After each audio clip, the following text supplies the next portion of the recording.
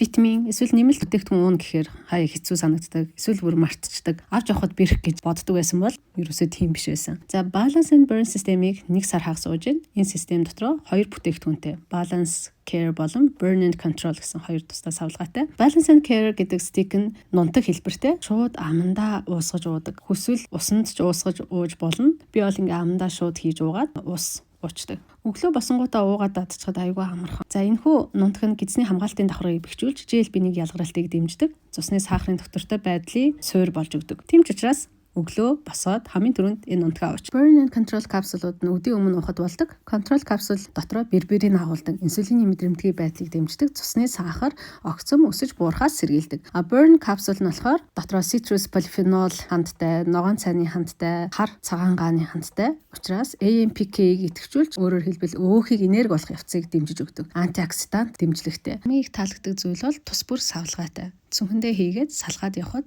маш хялбар.